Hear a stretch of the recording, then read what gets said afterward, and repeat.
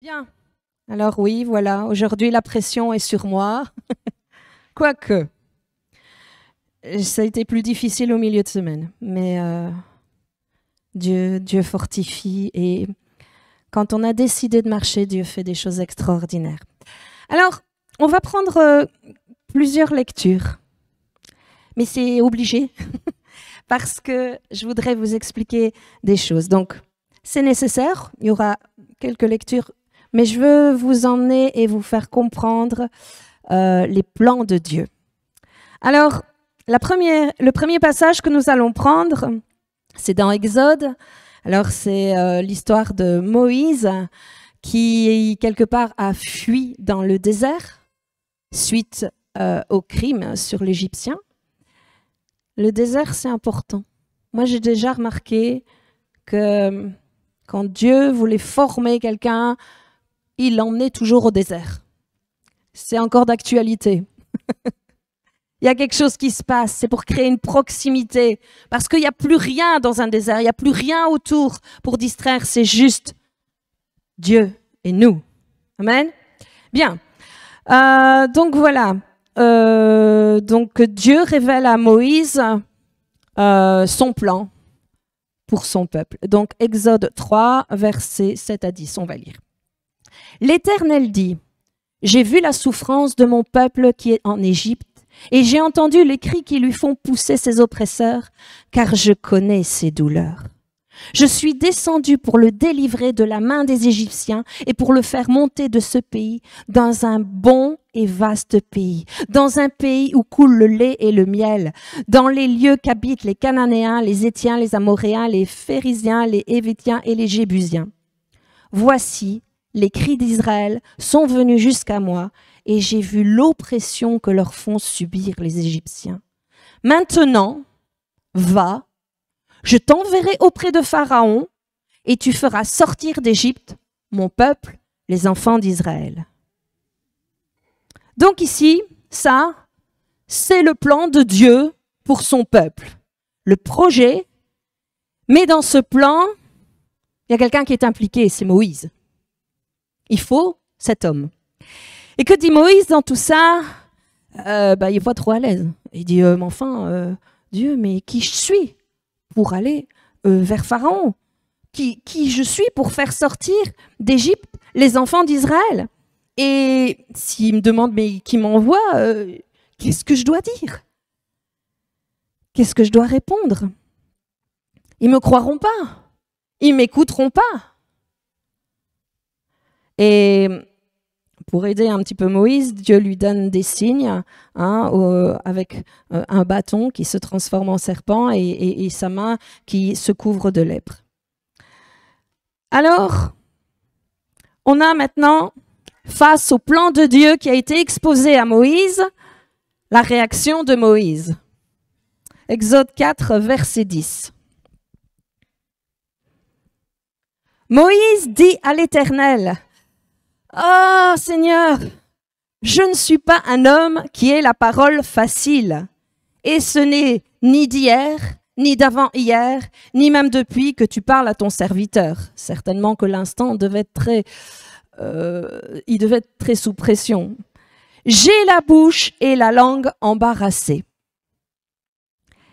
Donc là, Moïse, en fait, il est en train d'exprimer à Dieu quelque part son problème. Son problème à Moïse, c'est un problème d'élocution et certains disent qu'apparemment ce serait le bégaiement. Oui, c'est un sacré handicap pour la mission que Dieu lui donne. Vous pensez bien, il doit parler à Pharaon. C'est pas avec quelqu'un qui a vraiment du mal à aligner deux mots que ça va marquer le coup. Et j'oserais dire que pour moi, il n'a pas l'air d'être l'homme idéal pour ce genre de mission. Hein? Voilà, ça c'est pour le premier plan. On va voir maintenant un autre passage pour exprimer encore un plan que Dieu fait. Et là c'est dans Genèse 17, on laisse en suspens Moïse. 17, on va lire du verset 1 à 8. Lorsqu'Abraham fut âgé de 99 ans, Oui, je suis belge. L'Éternel apparut à Abraham et lui dit, « Je suis le Dieu Tout-Puissant. Marche devant ma face et sois intègre. J'établirai mon alliance entre moi et toi, et je te multiplierai à l'infini. » Abraham tomba sur sa face, et Dieu lui parla en disant, « Voici mon alliance que je fais avec toi. Tu deviendras père d'une multitude de nations. On ne t'appellera plus Abraham, mais ton nom sera Abraham, car je te rends père d'une multitude de nations. Je te rendrai fécond à l'infini. Je ferai de toi des nations, et des rois sortiront de toi. J'établirai mon alliance entre moi et toi, et tes descendants après toi, selon leur génération. Ce sera une alliance perpétuelle en vertu de laquelle je serai ton Dieu et celui de ta postérité après toi. Je te donnerai et à tes descendants après toi le pays que tu habites comme étranger, tout le pays de Canaan, en possession perpétuelle, et je serai leur Dieu. » Par la suite, dans le passage, on voit que Dieu donne aussi toutes des instructions en signe d'alliance. Et non seulement il a changé le nom de Abraham en Abraham, mais il va faire la même chose pour sa femme Sarai, qui va être changée en Sarah. On voit aussi quand même dans ce passage que la situation dans le plan de Dieu, c'est pas la plus favorable. Le plan paraît un peu bancal. Et on va voir la réaction. On va prendre maintenant Genèse 18, verset 11. Abraham et Sarah étaient vieux, avancés en âge, et Sarah ne pouvait plus espérer avoir des enfants. Elle rit en elle-même en disant, « Maintenant que je suis vieille, aurais-je encore des désirs ? Mon Seigneur, » et là en fait on appelait mon Seigneur par respect, mais c'est mon mari, aussi est vieux. Ben oui, Sarah, elle est lucide. Elle sait très bien ce qui s'est passé dans son corps. Elle sait très bien qu'elle est vieille et qu'elle est ménopausée. Et que le plan, il a l'air un peu compromis là. C'est techniquement plus possible. Bon, je sais qu'au jour d'aujourd'hui, les méthodes, on peut faire plein de choses, mais on va mettre ça dans le contexte de l'époque. Il ne faut pas venir avec d'autres... Donc, on sent là, vraiment, pour le plan, une situation un peu scabreuse. On va voir un troisième plan élaboré par Dieu, le désir de Dieu. Et là, on a le peuple d'Israël qui est dans la situation où il est persécuté par les Madianites. Alors, c'était assez pénible cette époque-là parce que ils étaient obligés de se cacher. Ils étaient obligés de se mettre dans les ravins, dans les montagnes, dans les cavernes ou au niveau des rochers. Et si jamais ils arrivaient à cultiver, à semer quelque chose, tout de suite, ils étaient attaqués. Et Madian, ils détruisaient toute leur production. Ils voulaient vraiment comme éradiquer le peuple en les faisant mourir de faim. Et ils massacraient tous leurs vivres, leur bétail. Et on dit d'eux qu'ils étaient tellement nombreux qu'ils étaient un petit peu comme des sauterelles qui tombaient sur un champ.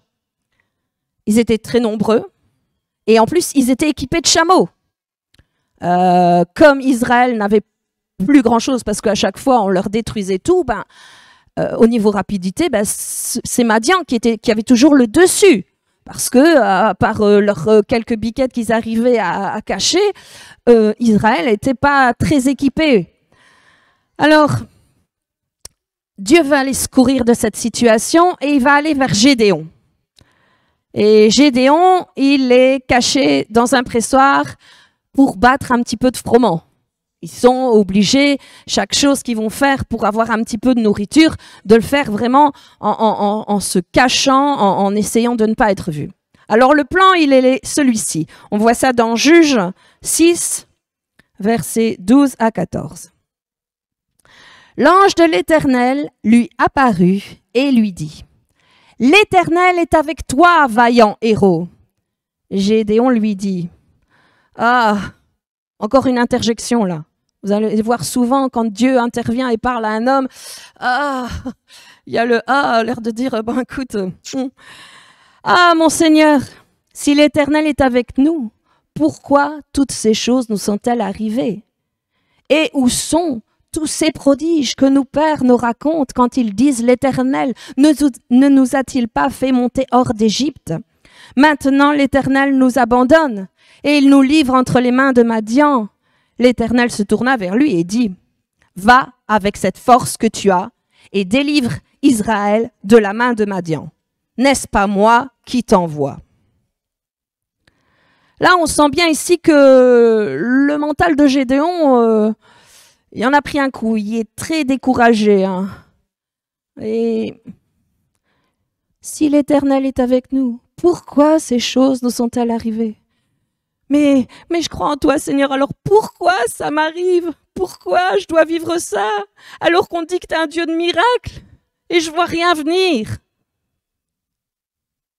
Et pourtant, le plan ici, c'est lui. Alors il est là, il vit dans un règne de terreur et de crainte, et il est très impacté par cette situation. D'ailleurs, on va voir ce qu'il dit. Dans Juge 6, verset 15.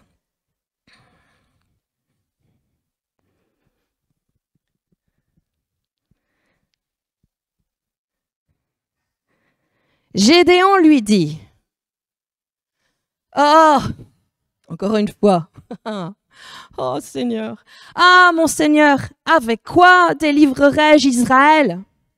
Voici ma famille est la plus pauvre en Manassé, et je suis le plus petit dans la maison de mon père. Là, Gédéon, pour moi, il souffre d'un très gros complexe d'infériorité. On ne le sent pas particulièrement taillé pour cette mission, n'est-ce pas? C'est vrai quoi?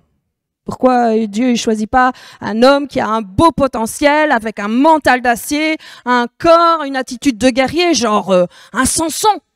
Il aurait mieux fait l'affaire, je crois, dans ce cas-là. Je sais pas, mais... Donc Dieu a pour plan de libérer Israël de la main de Madian, avec un homme qui n'est pas très assuré, plutôt peureux, mais pas que. Dieu, il veut en plus corser l'affaire. Il veut corser la situation. Alors, on voit un peu plus loin dans le passage que Gédéon, il va faire quand même le nécessaire. Il va essayer de rassembler des troupes, puisque Dieu lui a dit, va, et il obéit. Et il se dit, ok, j'ai pris un Gédéon, plutôt peureux, mais on va corser l'affaire. On va prendre Juge 7, verset 2. L'Éternel dit à Gédéon, le peuple que tu as avec toi est trop nombreux pour que je livre Madian entre ses mains. Que celui qui est craintif et qui a peur s'en retourne et s'éloigne de la montagne de Galaad. Et là, on voit que 22 000 hommes parmi le peuple s'en retournèrent et il en resta 10 000. Donc, plus ou moins un tiers reste, en sachant très bien que Madian était très très nombreux. On dit de Madian qu'ils étaient innombrables et comme une multitude de sauterelles. Donc, on a 22 000 hommes qui sont partis. Et puis, je sais pas, je me mets à la place de Gédéon, dire, ouais, ok, mais j'aurais bien aimé les garder tous. Ça suffit pas, Dieu. Verset 4. L'Éternel dit à Gédéon, le peuple est encore trop nombreux. Quoi? Donc, Dieu va faire un triage encore parmi ces hommes au bord de l'eau dans la façon dont ils vont boire. Et au verset 7, il est dit, « Et l'Éternel dit à Gédéon, c'est par les 300 hommes qui ont la paix que je vous sauverai et que je livrerai Madian entre tes mains. » Mais qui fait ça? Qu'est-ce que c'est que cette stratégie militaire? 300 contre des milliers. Je n'ai jamais vu aucun stratège militaire s'engager dans une mission pareille avec un sous-nombre d'hommes. C'est contre-productif, c'est à son désavantage. Alors, au travers de ces différents passages, pourquoi Dieu, dans toutes ces situations, dans tous ces plans qu'on a vus, choisit-il la situation la plus compliquée, la moins avantageuse, je dirais? Alors que nous, pour réussir, on aurait plutôt tendance à mettre toutes les chances de notre côté, j'oserais dire. On dirait que Dieu se plaît à compliquer les situations. Et Dieu choisit des hommes et des femmes qui, pour le monde, ont quelque part pas trop de chance de réussite. Le monde ne les considère pas trop comme des vainqueurs. Et pourquoi Dieu choisit ce genre de personnes? On va prendre Jacques 4, verset 6.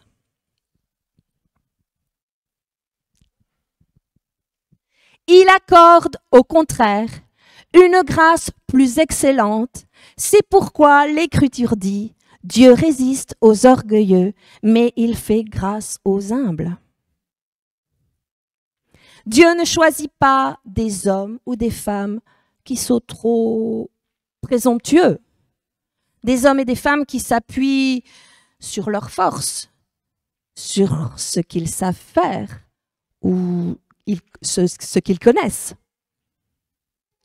Dieu veut être totalement aux commandes de la manœuvre pour l'accomplissement de son plan.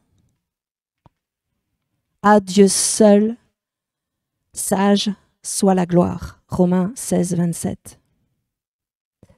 Dieu ne veut pas d'hommes de cette nature présomptueuse, mais il veut des hommes et des femmes qui s'en remettront à lui seul.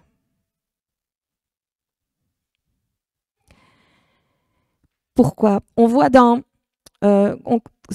il dit qu'ils sont trop nombreux pour les délivrer de la main de Madian, au verset 2 du chapitre 7, il dit, Dieu, il pourrait en tirer gloire contre moi et dire, c'est ma main qui m'a délivré. Dieu veut pas de ça. Il veut pas que ces hommes se gargarisent d'une victoire. Dieu veut que la gloire lui revienne quand il agit. Et c'est normal, on a un Dieu jaloux. Et c'est normal que la gloire lui revienne. Mais c'est pas pour écraser l'homme, mais c'est au contraire. C'est pour lui démontrer sa puissance et tout son amour envers nous. Et combien on peut compter sur lui, alors que la situation paraît désastreuse. Il est le Dieu puissant. Il fait ce qu'il veut. Il est le créateur de toutes choses et il tient tout l'univers dans sa main. Et je citerai Luc 1, verset 37. Car rien n'est impossible à Dieu. Amen. C'est ce Dieu-là que nous avons. C'est le Dieu de l'impossible.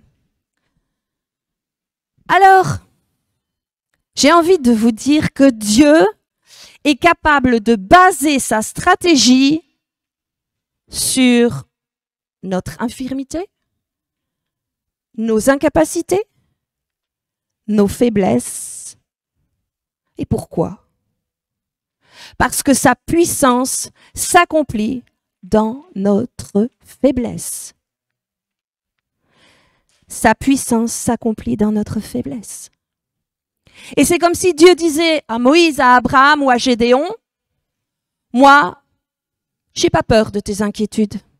En fait, ta peur ne m'empêche pas d'agir. Tes inquiétudes ne m'empêchent pas d'agir. Ton insécurité ne m'empêche pas d'agir. Ta précarité ne m'empêche pas d'agir. Ton vieil âge ne m'empêche pas d'agir. En fait, il y a une seule chose qui empêche Dieu d'agir. C'est l'incrédulité.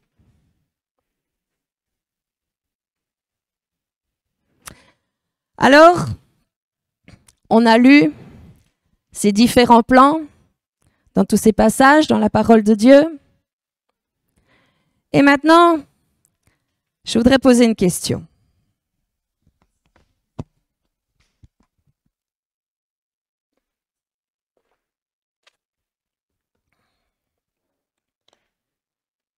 Quel est le plan de Dieu pour cette Église? Quel est le plan de Dieu pour cette ville? Est-ce que Dieu n'a pas parlé à cette Église? N'a pas promis quelque chose à cette Église? C'est quoi le plan? Vas-y, Josiane, dis-le. Un réveil. Un réveil. Et dans ce plan, quelle est notre part? Quel est le plan personnel pour l'accomplissement de ce plan de réveil? Quel est pour moi, quel est pour toi, le plan de Dieu? Eh bien, on va lire, parce qu'il l'a révélé dans sa parole, le plan pour moi, le plan pour toi. On va lire Matthieu 28, verset 19. Allez, faites de toutes les nations des disciples, les baptisant au nom du Père, du Fils et du Saint-Esprit, et enseignez-leur à observer tout ce que je vous ai prescrit. Et voici, je suis avec vous tous les jours, jusqu'à la fin du monde. C'est nous.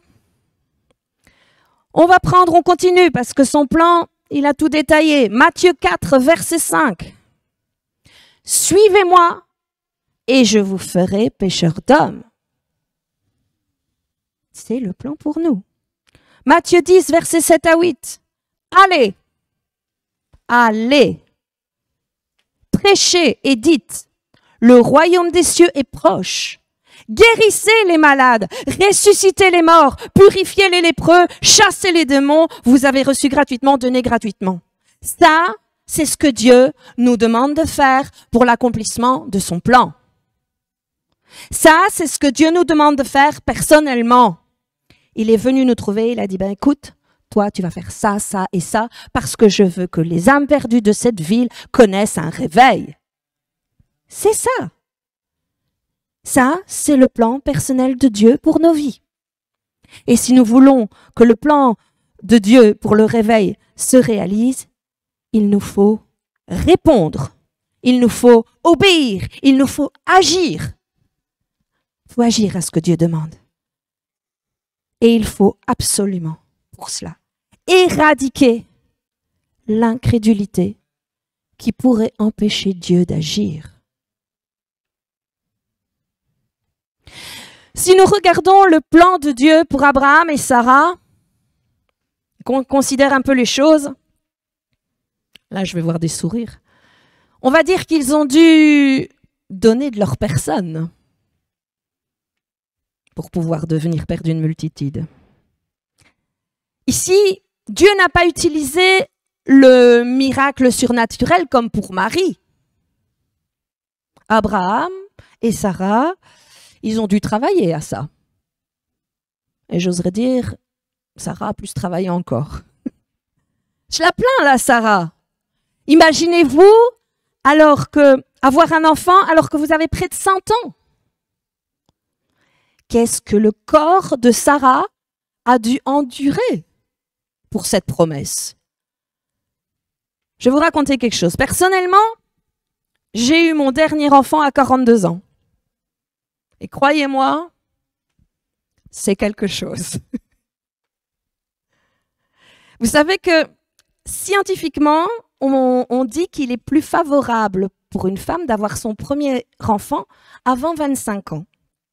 Parce que justement, le corps, jusque-là, aux alentours de 25 ans, le corps de la femme subit tellement de changements et de bouleversements qu'une qu'une grossesse, elle est tout à fait mieux supportée parce que le corps est habitué et il est capable de subir des modifications.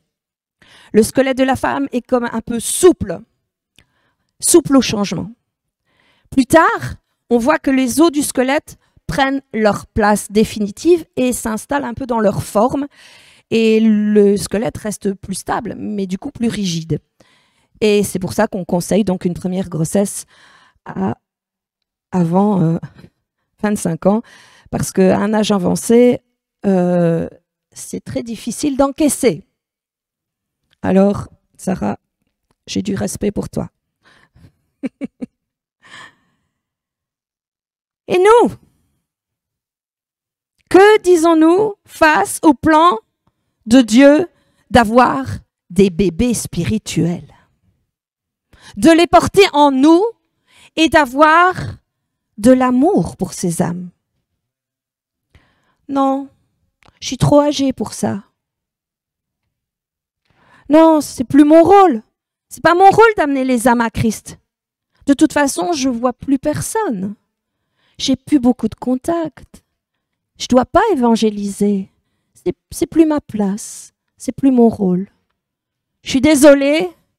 Excusez-moi, j'ai beau regarder dans la parole de Dieu, mais nulle part, j'ai vu que les personnes âgées étaient exemptées d'évangélisation. C'est encore notre mission. Oui, dans ta vieillesse, Dieu veut que tu enfantes spirituellement. Et Dieu va te préparer des bébés spéciaux, spécialement faits pour toi. Et Dieu va les mettre sur ta route.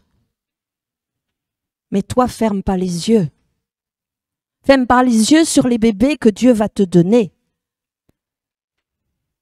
Vous imaginez la catastrophe pour le peuple si Abraham et Sarah n'avaient pas accepté le plan de Dieu en se disant « Ben non, on est trop vieux ».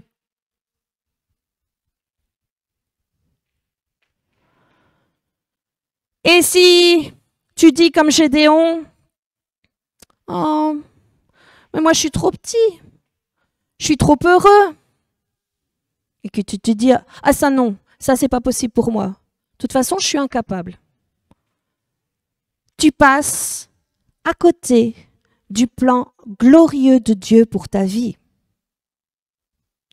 Ce plan qui justement te fera grandir et sortir de la misère de ta petitesse. Si Gédéon n'était pas passé au-dessus de ce qu'il ressentait ou pensait de lui, et là je veux dire quelque chose justement.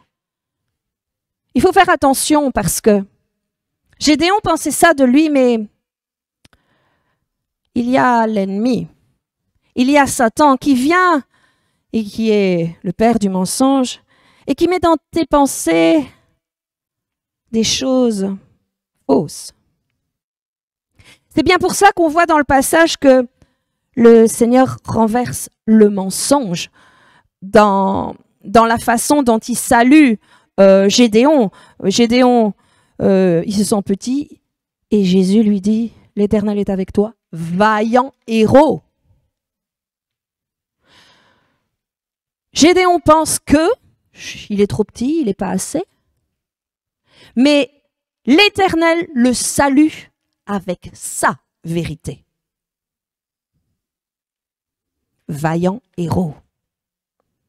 Acceptons les vérités de Dieu à notre sujet, mais pas les mensonges de Satan à notre sujet. Amen. Nous ne devons pas accepter des pensées qui nous infériorisent, mais accepter la pensée de Dieu à notre sujet. Si nous acceptons les pensées de Satan, on ne fera jamais rien. Vous savez pourquoi? C'est son désir de nous immobiliser face à un avancement, face à une progression spirituelle dans nos vies. Il va tout faire pour, comment on appelle ça, tuer le poussin dans l'œuf.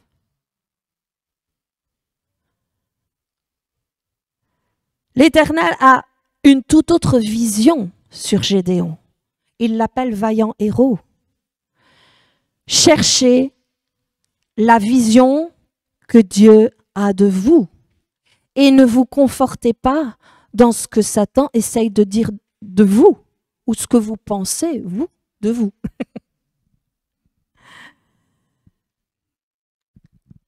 Ne restons pas bloqués, figés à cause d'une pensée. Ça, c'est le plan de Satan. Satan dit, celui-là, il faut surtout pas qu'il bouge parce qu'il y a un beau potentiel. Je vais lui dire qu'il est nul, qu'il vaut rien et qu'il sait rien faire. Comme ça, il fera rien. Mais Dieu vient dire non, tu vas faire ça. Tu es le vaillant héros. Va avec la force que tu as. Je suis avec toi. Tu vas libérer un peuple. Oh! Acceptons et fonçons vers les défis que Dieu nous donne. Vous allez voir, vous allez vous sentir porté. Vous allez vous sentir boosté. Vous allez vous sentir heureux de faire ce que Dieu veut vous faire faire.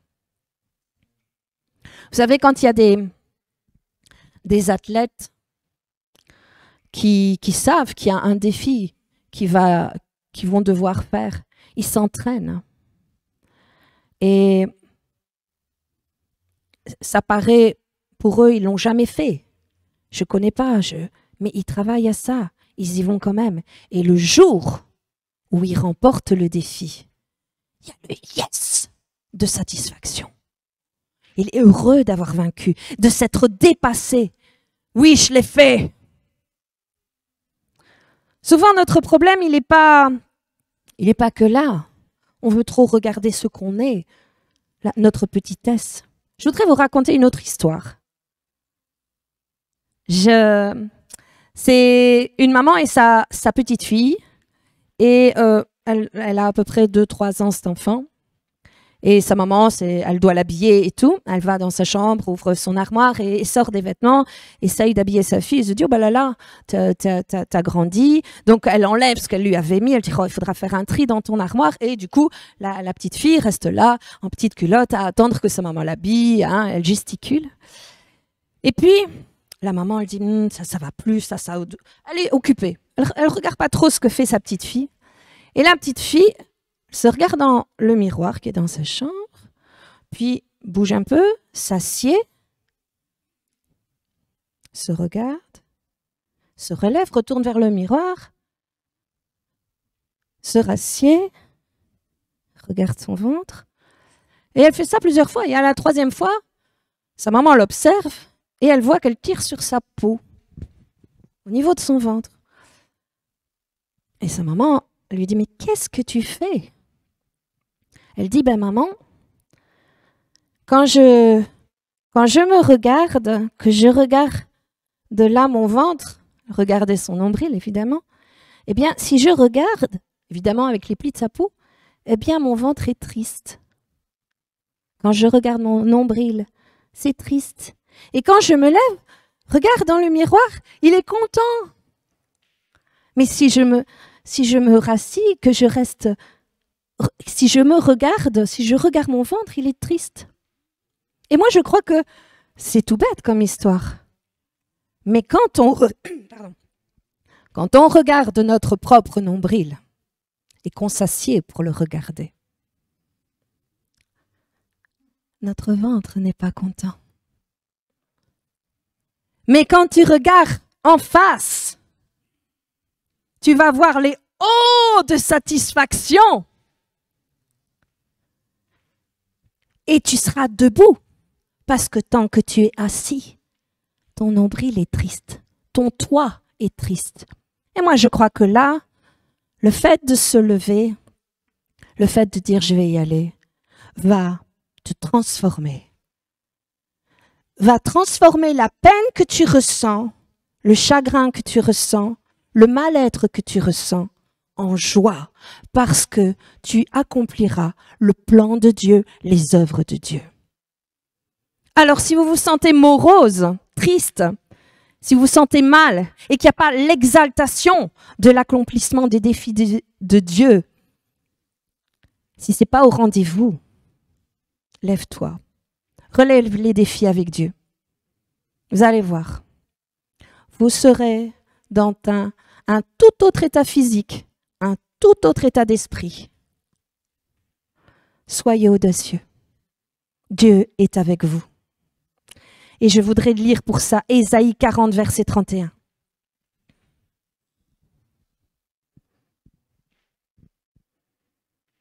Mais ceux qui se confient en l'Éternel renouvellent leur force. Ils prennent le vol comme les aigles. Ils courent et ne se lassent point. Ils marchent et ne se fatiguent point. Ouais, c'est ceux-là, ceux qui prennent les défis. Et c'est vrai, il faut reconnaître qu'on n'est pas grand-chose et qu'on n'est pas vraiment capable. Parce que c'est à ce moment-là que Dieu peut agir au travers de nous, par la puissance du Saint-Esprit. Nous avons juste besoin des ailes du Saint-Esprit pour voler. Amen. Alors, on a vu aussi le plan de Dieu se faire avec un tout petit nombre pour une grande délivrance d'un peuple tout entier. 300. 300 contre des milliers. Et encore une fois, Dieu était aux commandes. Dieu est aux commandes.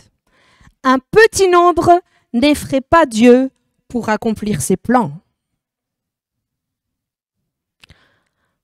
Un petit nombre n'effraie pas Dieu pour accomplir ses plans. Qu'est-ce que ça veut dire? C'est nous. Si ce sont des hommes et des femmes remplis du Saint-Esprit, avec l'envie de faire la volonté de Dieu, la crainte de l'Éternel et l'obéissance dans le cœur, Dieu les mènera à la victoire et à l'accomplissement de son plan. Et pas de place pour l'incrédulité. Amen.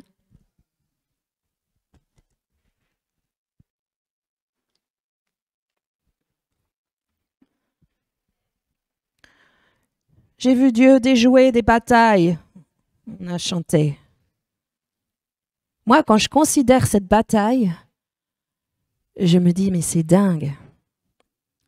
300, c'est rien. Mais entre les mains de Dieu, c'est quelque chose. Alors, le nombre que nous sommes, est-il entre les mains de Dieu? Amen. Oui, je le crois. Bien. On va parler maintenant aussi du plan de Dieu pour libérer tout son peuple de l'esclavage, le peuple d'Israël en Égypte. Et là, Dieu il choisit un homme avec un handicap. Moïse avait apparemment une difficulté d'élocution. Je ne sais pas si c'est vraiment le bégaiement, mais en tout cas, c'était quelque chose qui était compliqué pour Moïse. Et moi, j'ai envie de dire que nous ne devons pas nous défendre de faire le plan de Dieu parce que nous souffrons d'un handicap physique ou que nous souffrons de maladie. Oui, je témoignerai, j'évangéliserai quand je serai guéri. Sinon, personne ne m'écoutera. On ne me croira pas et j'aurai rien à dire. Et on attend. On attend d'être guéri. Je vais te dire, si Dieu ne vous donne pas un miracle, c'est que vous êtes le miracle pour le salut d'autres personnes. Et notre estimation d'un temps ou d'une situation favorable pour témoigner et évangéliser n'est pas l'estimation de Dieu. Notre estimation d'un temps ou d'une situation favorable pour témoigner et évangéliser n'est pas l'estimation de Dieu. On va prendre 2 Timothée 4, verset 2. Prêche la parole, insiste en toute occasion, favorable ou non. Mince alors. Mais pourquoi? C'est pas toi qui vas faire. Ton job est de parler de Jésus, du salut qu'il y a en Jésus. Pas de rendre la situation favorable. C'est l'affaire de Dieu. Toi, fais juste ce qu'il te demande. On peut pas se reposer sur ces choses-là. Et je voudrais vous présenter quelqu'un. Et pour ça, on va mettre la première photo, s'il vous plaît. Vous connaissez Nick Vujicic? Je ne sais pas si je le prononce bien. Et alors, il y en a qui le connaissent. Wow. Si vous ne le connaissez pas, allez le voir. Ce gars-là, donc il est né en 1982. Il est atteint de tétra-amélia. C'est une maladie qui le prive de ses bras et de ses jambes. Cet enfant, quand il est né dans une famille chrétienne. Et pour des chrétiens, quand ils ont vu ça, ça a été très difficile. Ils se sont sentis abandonnés de Dieu. Ils se sont dit, c'est pas possible. On fait ce qu'il faut. Et sa mère n'arrivait même pas à le prendre dans ses bras et à le nourrir. Ils étaient dévastés. Mais bon, comme ce sont des chrétiens, Dieu est venu à leur secours. Alors il disait, mais ils ont beaucoup pleuré, il dit, mais il ne pourra rien faire. Et Dieu leur a donné une promesse. Et Dieu leur a révélé qu'il allait utiliser Nick de façon extraordinaire. Alors ils ont dit, ok, on te fait confiance Dieu, de toute façon, nous on ne sait rien faire. Et ils ont prié. Ils ont prié pour que ce plan s'accomplisse et que cette parole s'accomplisse. Ça n'a pas été facile pour les parents, ça n'a pas été facile pour Nick non plus, parce qu'à l'âge de 6-7 ans, il a voulu se suicider. Il a demandé à ses parents, vous pouvez me faire couler un bain, j'ai envie de me détendre. Il espérait pouvoir se noyer à 6-7 ans, tellement la douleur était là, la douleur de cette situation. Mais Dieu est intervenu. Dieu est intervenu chez Nick. Pas en lui rendant les bras et les jambes, hein, mais en transformant son cœur pour les perdus, pour les âmes perdues. Et ce gars, aujourd'hui, il évangélise partout. Il a fait 24 pays. Il a vu 3 millions de personnes l'ont entendu dans ses réunions. Et plus toutes les vidéos qui continuent au jour d'aujourd'hui. Et il a à son actif 200 000 âmes qui ont donné leur vie à Jésus.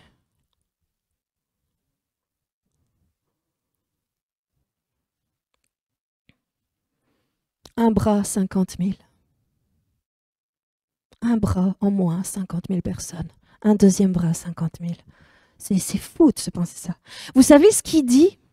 Je le cite. « Je préfère ne pas avoir de bras et de jambes ici-bas sur terre et pouvoir amener les âmes au salut en Jésus et vivre l'éternité avec eux que d'avoir des bras et des jambes. » Moi, je suis scotchée.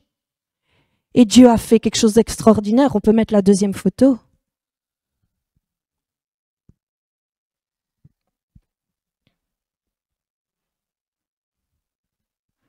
Waouh! Regardez ça. Quelle famille. Quelle belle femme. Mais il s'est occupé des choses du royaume de Dieu. Et vous croyez que les choses étaient favorables au départ?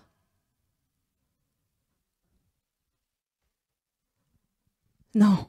Il a dit, ok, je réponds au plan de Dieu. Mais il n'y a que toi. Il n'y a que toi qui peux faire quelque chose parce que je suis un homme tronc. J'ai rien à part ma bouche. Et justement, Josiane m'a dit ce matin, Dieu parlera par ta bouche. Et croyez-moi, si vous êtes d'accord, Dieu va parler par votre bouche aux âmes et aux perdus. Faites confiance à Dieu. Il a fait confiance à Dieu et Dieu l'a béni. Humainement, ce gars-là, on peut dire, c'est mort pour lui, c'est foutu. Hein. Et il a fondé une famille. Moi, je suis émue devant ça. Sa femme, elle est splendide. Et je me dis, mais il n'y a que l'amour de Dieu qui pouvait faire quelque chose d'aussi extraordinaire. Alors moi, je me dis que si Dieu peut utiliser un homme sans bras ni jambes pour être ses mains et ses pieds, alors il utilisera certainement n'importe quel cœur disposé à aimer les âmes perdues. Et là, je vais conclure. Et justement, est-ce que justement notre infirmité, notre réel handicap, n'est-il pas, en plus de l'incrédulité, un immense manque d'amour? Je crois que quand on aime, quand on a cette compassion de Dieu en nous, quand on a la compassion de Jésus, on dépasse nos infirmités, on dépasse notre petitesse, parce que nous savons que ces choses-là, nous les faisons avec Dieu. C'est pas par nos forces, c'est pas par nos moyens, mais c'est avec Dieu. Mais il faut répondre. Vous imaginez si ce gars n'avait pas répondu au plan de Dieu, 20 000 âmes n'auraient pas donné leur vie à Jésus. Soyons ces personnes disposées, qui ont un cœur disposé à aimer les perdus. Je veux être un exemple. Je veux, honnêtement, on me dit, tu donnes un bras, tu as 50 000 personnes, je le ferai. Parce que vous imaginez Jésus, Fils de Dieu, parfait, il a donné sa vie complète. Et en plus, on n'a pas à le faire, on n'a pas à donner quelque chose, Jésus a tout accompli. Mais on a juste à se bouger. On a un travail à faire. Que tu sois malade, que tu sois handicapé, que la situation n'est pas favorable, que tu sois vieux, Dieu t'attend dans son plan. Et si on veut que le réveil vienne, engagez-vous. Engagez-vous. Ne passez pas à côté des rendez-vous que Dieu vous donne. Amen. Voilà. Moi, je veux voir les choses changer. Christian me disait justement avant, il me disait, mais j'ai tellement envie et je suis prêt à payer le prix. Et je voudrais que tous vous ayez envie de payer le prix. Et ce ne sera pas des bras et des jambes. Ce sera juste aller au-devant de votre timidité. Ce sera juste au-devant de situations qui semblent inconfortables. Je ne connais pas, je ne sais pas. Mais ne te soucie pas de ça. Soucie-toi juste que Dieu est avec toi. Il faut le faire. Il faut faire ce travail. Et les miracles nous accompagneront. Les signes nous accompagneront. Moïse ne savait pas parler. Mais il lui a donné des signes. Il lui a donné un bâton. Et avec ça, il a fait des prodiges. Ne croyez pas que si vous faites ce travail-là, Dieu ne va pas vous donner ce qu'il faut. Dieu va vous donner des choses pour secouer les gens. Mais la première chose, c'est secouer les cœurs. Amen. Voilà. J'ai dit tout ce que je voulais dire. Et je voudrais qu'on prie encore avant de terminer. Et qu'on réclame, Seigneur, oui, je reconnais que je manque d'amour. Je reconnais que encore l'incrédulité m'empêche. Mais je ne veux rien retenir. Je ne veux rien retenir qui empêche ton plan de s'accomplir. Seigneur, nous nous posons tous devant toi. Et nous voulons répondre, oui, je veux être là où tu m'attends. Oui, je veux voir des âmes sauvées. Oui, je veux voir ta gloire. Et je sais, Seigneur, que ce ne sera pas par mes forces, mais ce sera avec toi et que la gloire te revienne. Pardonne-moi toutes les fois où je me suis dérobée à l'évangélisation. Toutes les fois où j'ai fui la situation pour ne pas évangéliser parce que j'avais pas envie d'être inconfortable. Seigneur, nous sommes responsables. Nous ne savons pas ce que ça va créer dans la suite lorsque nous agissons ou nous n'agissons pas. Mais Seigneur, c'est au travers de ta parole, ces hommes et ces femmes ont répondu oui, on y va. Oui, on le fait. Et du coup, tu as fait de grandes choses. Tu as libéré des peuples. Et Seigneur, encore aujourd'hui, tu veux libérer les gens. Tu veux les sauver. Et nous sommes ce petit nombre que tu as choisi, que tu as fait un tri. C'est toi qui as trié. Mais Seigneur, tu es avec nous. Tu nous accompagnes. Et Seigneur, avec toi, nous serons vainqueurs. Avec toi, nous allons renverser des montagnes. Et Seigneur, que nous soyons confiants et que pas une once d'incrédulité ne vienne encore brouiller nos pensées et nos cœurs. À toi soit la gloire et l'honneur, et à toi seul la gloire te revienne. Amen.